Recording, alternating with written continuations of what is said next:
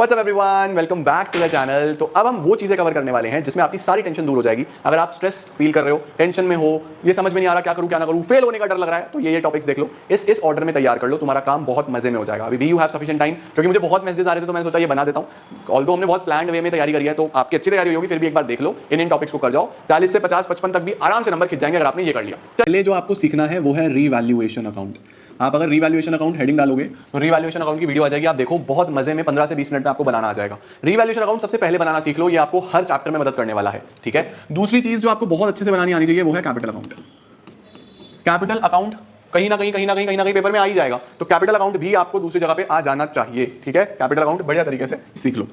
3 number पे जो आपको आनी चाहिए चीज जो आपको हेल्प करेगी वो है रिजर्व्स का ट्रीटमेंट। रिजर्व्स का ट्रीटमेंट।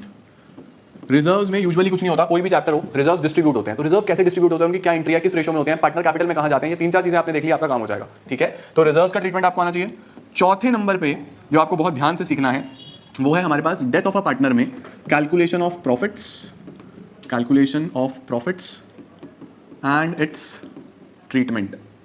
प्रॉफिट कैसे कैलकुलेट होता है और उसका क्या ट्रीटमेंट होता है डेथ ऑफ अ पार्टनर में, बस आप इतना सा टॉपिक सीख लो, आपका काम बन जाएगा कि किस तरीके से प्रॉफिट कैलकुलेट होते हैं और उसको क्या उसका ट्रीटमेंट होता है। Number 5 realisation account.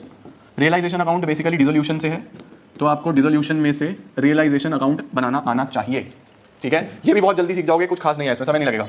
नंबर 6 पे आपको हेडिंग सब हेडिंग याद करनी है, बैलेंस शीट वाली हेडिंग्स एंड सब हेडिंग्स। बैलेंस शीट और P&L, ये मैंने फाइनेंशियल स्टेटमेंट्स के नाम से वीडियो डाला हुआ है, बस रट लो। सीधा सीधा पूछेगा कौन सी चीज कहां पे आती है, हेडिंग सब हेडिंग याद कर लो, काम हो जाएगा आप लोगों का, ओके।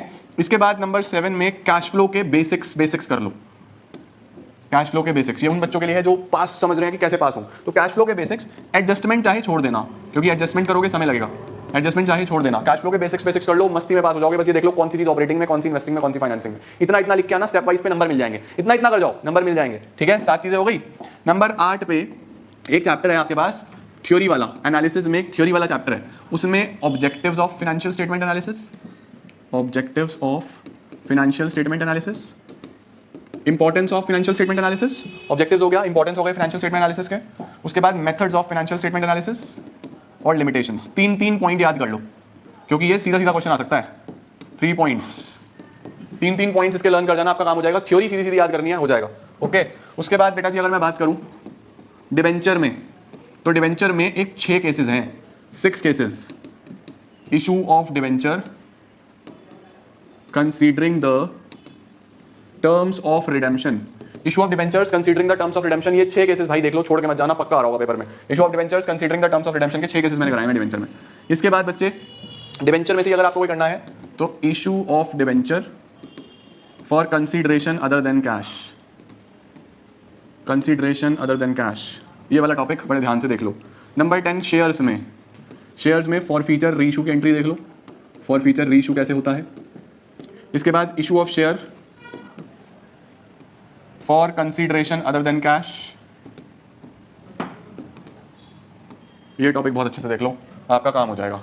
तो ये वो 10 टॉपिक्स हैं जो अगर आप कर लो तो आपको कोई दिक्कत आने वाली है नहीं।